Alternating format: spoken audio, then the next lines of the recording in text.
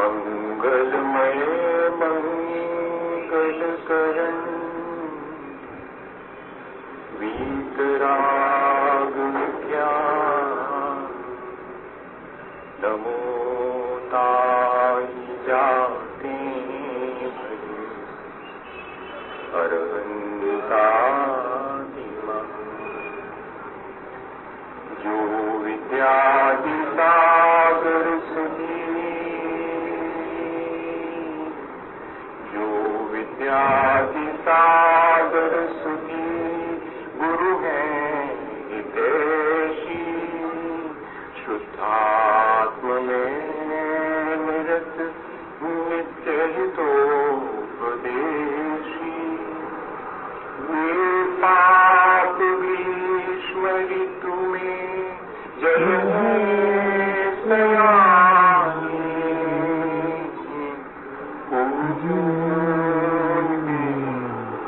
सतत केवल ज्ञान पाने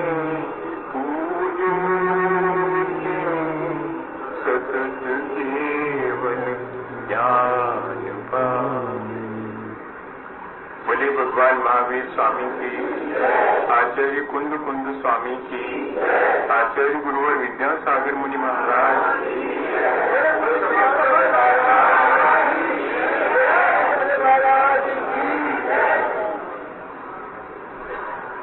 हम सभी लोगों ने पिछले दिनों एक प्रयोग शुरू किया था।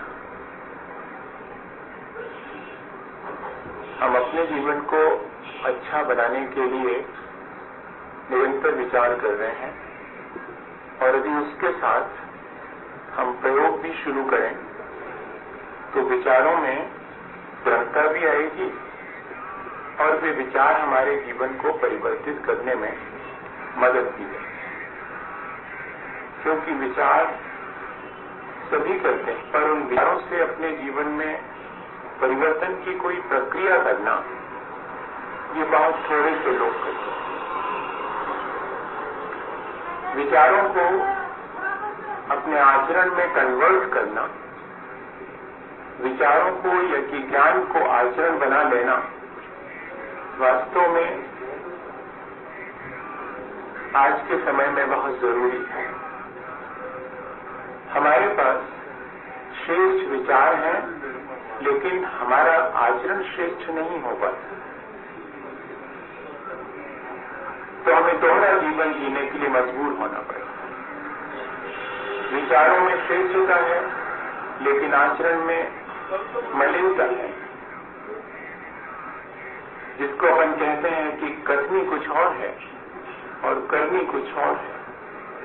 तो ऐसा दोहरा जीवन न हमारे लिए हितकारी है और न दूसरे के लिए भी कोई लाभ दे पाता है। हम सुबह दोपहर शाम या सुबह शाम ऐसा कुछ करें अभ्यास जिससे कि हमारा सारा दिन उन विचारों से, जिन विचारों का अभ्यास हम करेंगे उनसे लाभान्वित हो सके। जब हमारे सामने क्रोध की स्थिति निर्मित होती है तब हमारी क्षमा गायब हो जाती है, जबकि वह एक श्रेष्ठ विचार हमारे पास है।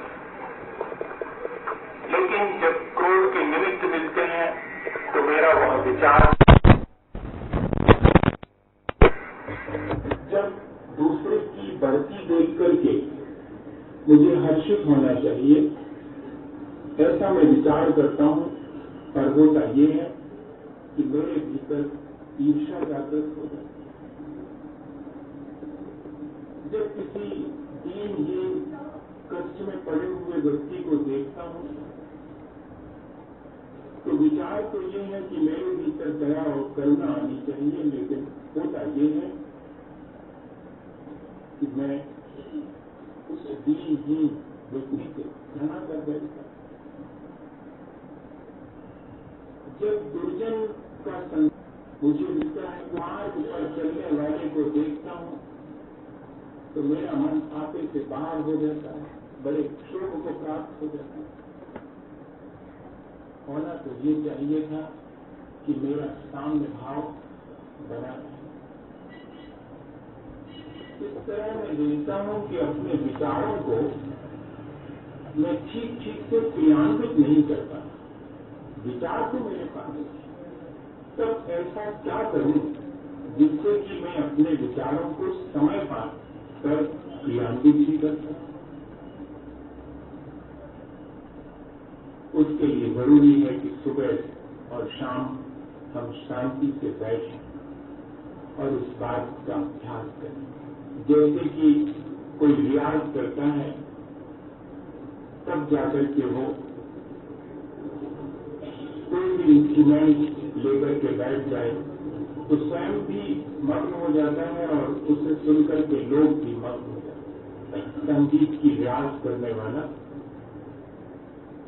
शायद ऐसा ही करता है। जब हम कोई नाटक खेलते हैं तो उसमें विभिन्न पात्रों की तरह हम पहले अभ्यास करते हैं वैसा होने का, और जाकर के फिर हम मंच पर वैसे ही दिखाई पड़ते हैं कि लोग देख करके मुश्किल में पड़ जाते हैं कि वास्तव में कौन है। जब हम इस तरह अभ्यास के द्वारा ये संसार की चीजें कर लेते हैं, तो क्या अभ्यास के द्वारा हम अपने जीवन को अच्छा बनाने वाला कोई परमार्थ का काम नहीं करते।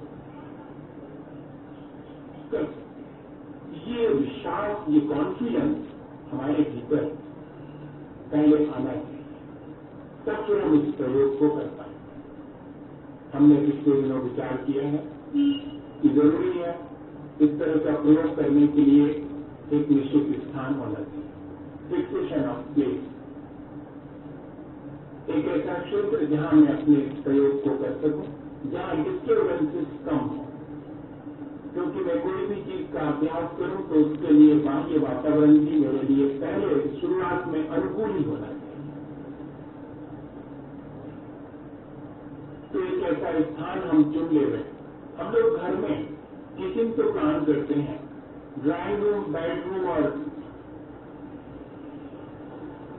और भी गेस्ट रूम भी प्लान करते हैं, लेकिन एक कोई स्टडी रूम या रिलीजियस मेडिटेशन का कोई रूम हमारे घर में हम प्लान नहीं करते। होना चाहिए एक ऐसा स्थान जो कि सब प्रकार की प्रतिकूलताओं से रहित हो, शांत, स्वच्छ, जहां बैठ करके और हम इस बात का अभ्यास कर सकें कि क्रोध के अवसर आने पर मैं क्षमा भाव धारण करूं। ये अभ्यास, इस चीज का हमें निरंतर प्रयोग करके देखना, उसके लिए जरूरी है कि एक बिल्कुल पवित्र स्थान हमारे लिए, हमारे पास हो जिसमें हम बैठे। फिक्सेशन ऑफ टाइम, एक निश्चित समय हो, सुबह शाम, उसमें भी निश्चित समय, ताकि हमारे भीतर एक बायोलॉजिकल क्लॉक बन जाए। जैसे खाने का समय होते ही ऐसा लगता है कि भूख लगे, कोई कह रही 10 बजे बहुत भूख लगे, जल्दी खाओ। अभी तो नहीं लगी थी, लेकिन 10 बजते ही साथ भीतर बायोलॉजिकल क्लॉक बन गया। सोने का समय, खाने का समय, ऑफिस जाने का समय, सब चीजों का समय। ठीक इसी तरह से मुझे अपने जीवन को अच्छा बनाने के लिए भी जो प्रयोग करना है उसका भी मेरा समय निश्चित है, ताकि मेरे भीतर एक बायोलॉजिकल क्लॉक बन जाए कि नहीं भाई अब तो मैं विड्रॉ करता हूं सब संसार से, अब मेरा समय हो गया, 7 बजे मैं बैठूंगा, मैं अभ्यास करूंगा, साम्य भाव का अभ्यास करूंगा। समता का अभ्यास करना ये तो सामायिक है, और क्या विशेष बात है। और इसका प्रतिफल दिन भर मिलते रहना चाहिए। ऐसा ना हो कि सिर्फ 10 मिनट अभ्यास किया है, समता रखी है, बाकी 23 घंटे 50 मिनट विषमता में गुजरे हैं। ऐसा नहीं, वो 10 मिनट उस 23 घंटे 50 मिनट पे भारी हो जाए, इस तरह का अभ्यास करना। इतना अपने मन को परिवर्तित कर लेना कि जिससे वो 23 घंटे 50 मिनट की क्षमता परिणाम का अनुभव कर सके, साम्य भाव का अनुभव कर सके। मन वचन कार्य की दुष्प्रवृत्तियों का रोक लेना ही सामर्थ्य। यदि मन वचन कार्य के होने वाले प्रकंपन को शांत करने का नाम ही सामर्थ्य। यदि अपने भीतर उठने वाली कला, ईर्ष्या, द्वेष की प्रवृत्तियों को क्षीण कर देने का नाम ही सामर्थ्य। और क्या है? इस तरह यदि हम अभ्यास करेंगे इन सब चीजों का, तो कोई वजह नहीं है कि ये श्रेष्ठ विचार हमारे जीवन को परिवर्तित न करें। अवश्य करें। उस प्रयोग के लिए जरूरी है कि एक निश्चित स्थान है, एक निश्चित समय है। फिक्सेशन ऑफ पोजीशन, तीसरे नंबर की मैं एक निश्चित पॉस्चर, निश्चित दशा में बैठूंगा। पालकी मार के बैठना है कि अर्ध पद्मासन लगाना है कि पद्मासन लगाना है या सुखासन से बैठना।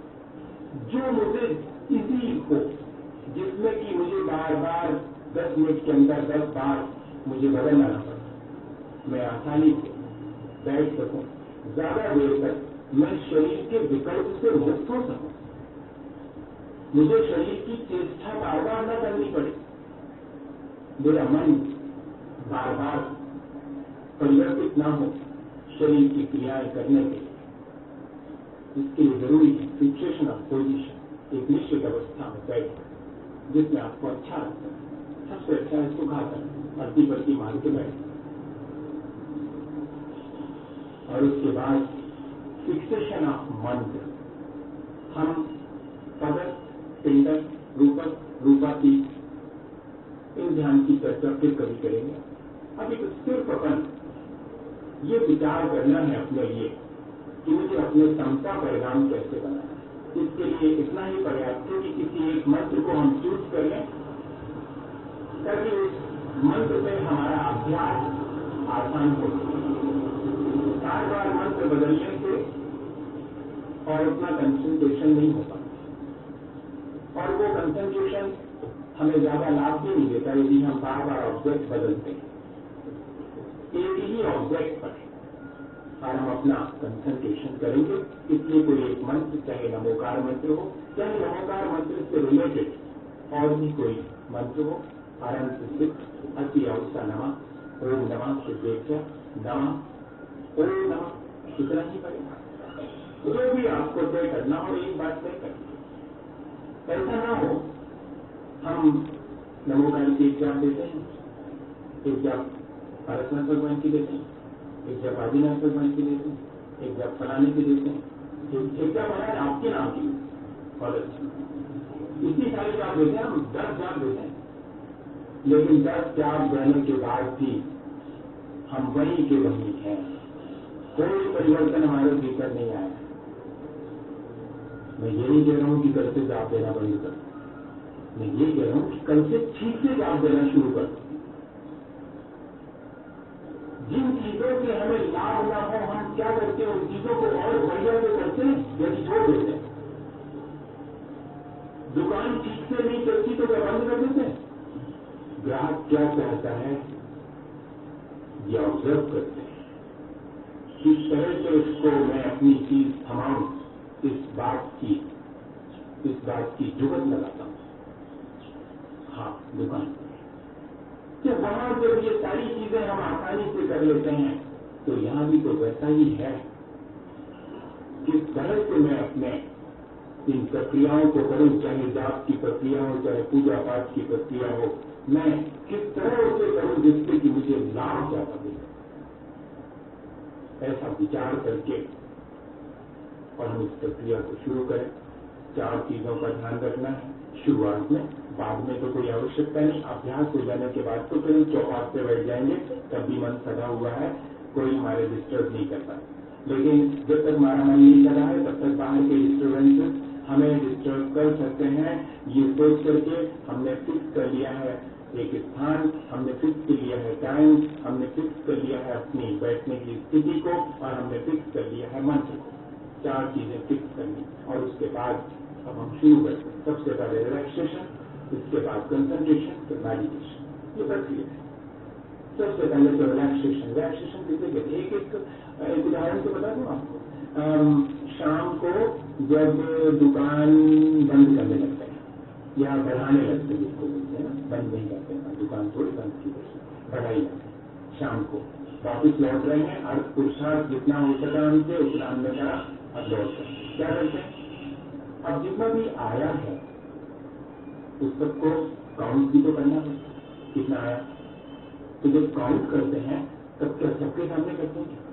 नहीं, कोई देख ना दे, हाँ, सब बंद कर देंगे, दरवाजे सब बंद कर दिए। अब तरफ बढ़िया से बैठ गए।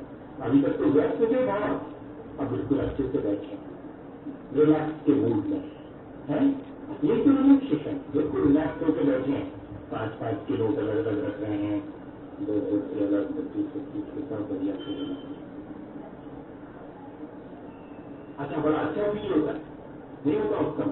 ठीक है, ऐसा ही होना चाहिए। संसार के प्रपंच से परेशान होकर के शाम को 10 मिनट रिलैक्सेशन के मूड में बैठे, इसे तो करना है जैसे वहां करते हैं। और फिर क्या करते हैं? फिर देखना कभी भी गड़बड़ाता नहीं मामला।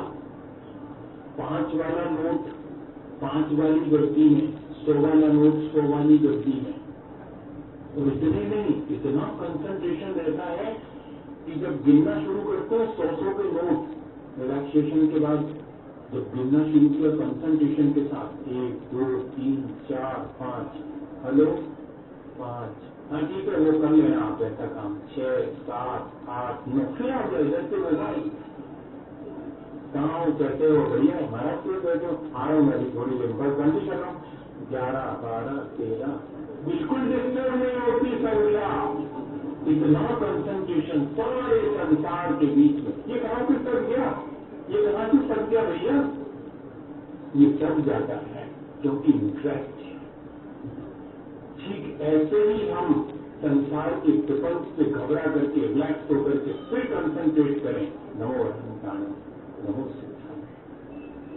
और फिर जब 100 के 100 नोट हो जाते हैं तब उसमें रिंग डालते हैं, जब तब कैसा लगता है?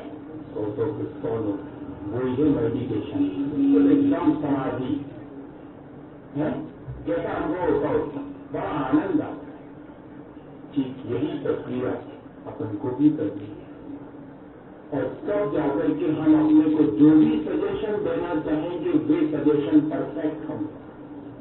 हम सुनते हैं, विचार भी करते हैं अच्छी चीजों का, लेकिन अपने को उन अच्छी चीजों को करने की सजेस्ट नहीं करते।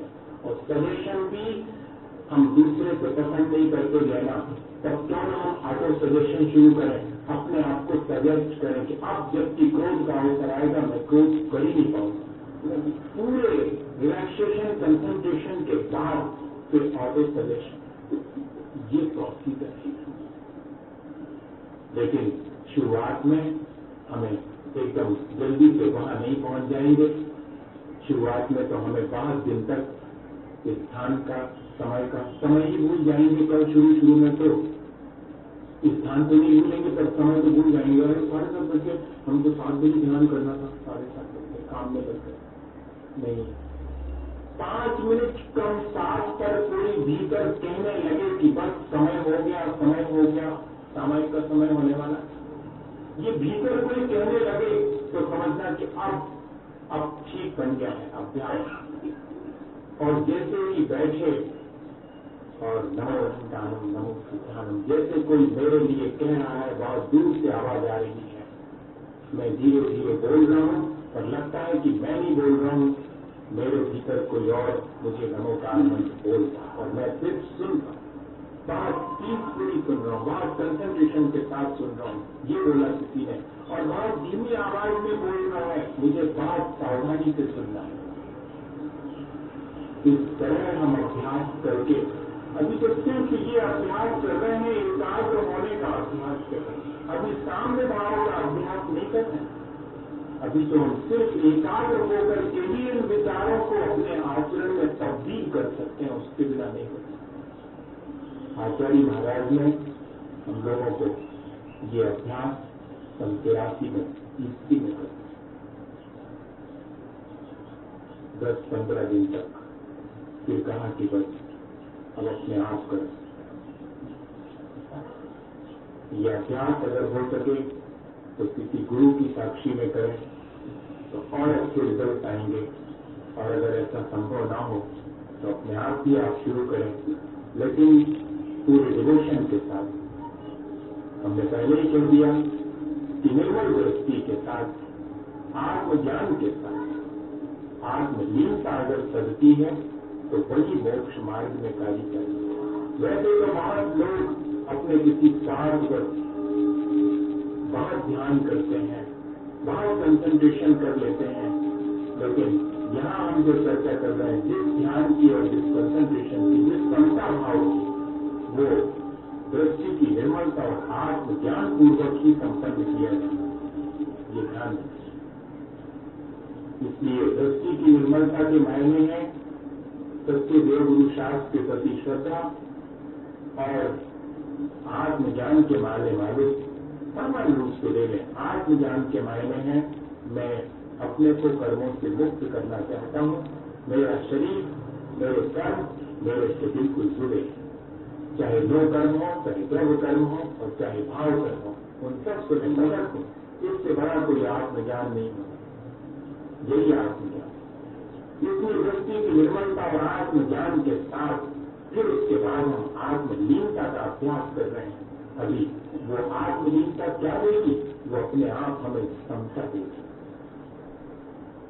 इतना अभ्यास यदि हमारे भीतर हो जाता है तब हम देखें, हम कहते हैं कि आत्मा को देखना चाहिए, भीतर झांक करके देखो। ऐसे शब्दों का हम प्रयोग करते हैं, लेकिन हम समझ नहीं पाते हैं कि जब आत्मा को देखो ऐसा कहा जाता है तो कहाँ देखना चाहिए।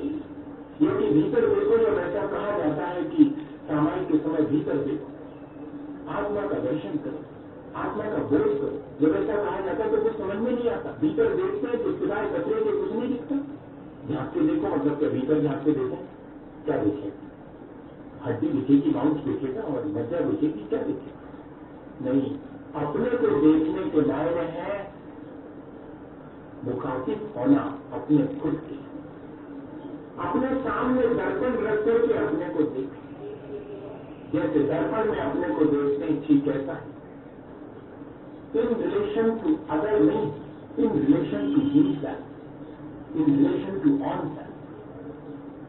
जब भी देखना अपने संदर्भ में देखना, लेकिन हम अपने को दूसरे के संदर्भ में देखने के इतने आदी हो गए हैं कि हम अकेले अपने आप को देख ही नहीं पाते कि मैं कैसा हूं। मैं गुस्सा करता हूं, उससे तो कम ही करता हूं। मैं गुस्सा करता हूं, ये बात सही, उससे तो कम करता हूं। मैं ज्यादा पाप करता हूं, मेरे से भी ज्यादा लोग पाप करते हैं। ये तो स्वीकार करो कि मैं पाप करता हूं, मैं और दुनिया तो करती है, मैं पहले ही देखता हूं। एक बात बड़े स्वास्थ्य ने लिखा कि अदर इज द हेल, दूसरा नरक है। दूसरा नरक है इसके मायने के the otherness is the hell. ये जो दूसरे की तरफ देखने का, दूसरे पने का भाव है, वही नरक का कार्य। अपने को देखने के मायने हैं सुबह से शाम तक मैं जो कुछ भी करता हूं भला बुरा उसका ऑब्जर्वेशन करना, उसको देखना, मैं कैसा हूं।